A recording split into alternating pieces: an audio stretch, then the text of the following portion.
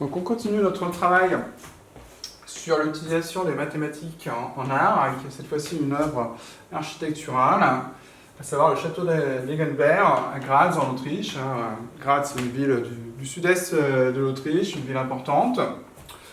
Donc on peut voir ici le château qui se trouve pas si loin que ça du centre-ville historique.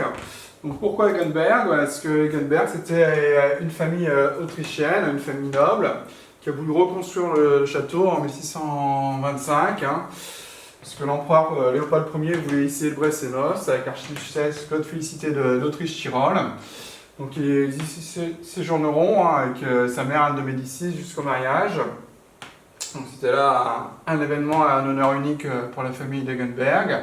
Il y aura une autre visite qui va marquer le château en 1765, une visite impériale avec François Ier du Saint-Empire et Marie-Thérèse d'Autriche qui va accompagner les archiducs Joseph et Léopold.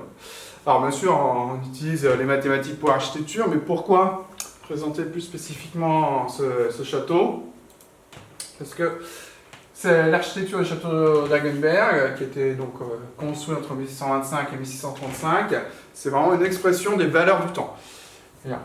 Rien n'est fait au hasard. Il y a 365 fenêtres à l'extérieur, comme les 365 jours de l'année. Vous avez à chaque étage 31 pièces, comme bien sûr les 31 jours qu'on peut trouver dans le mois.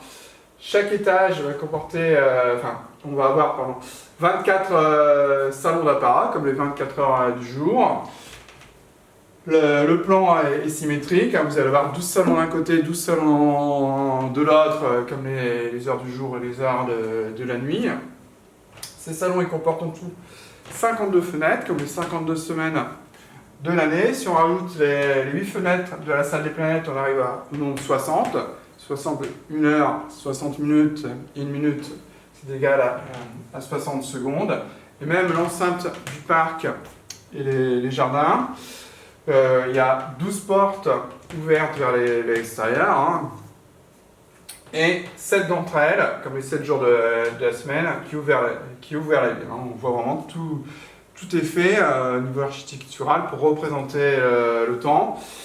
Mais aussi, si on s'intéresse aux décorations, pour représenter l'univers, il y a par exemple la salle des planètes, qui est très symbolique, avec une reconstitution de l'univers, avec différentes peintures, qui symbolisent des chiffres et la mythologie, avec les 12 signes du zodiaque, et ça représente aussi les 6 planètes qui étaient connues à l'époque.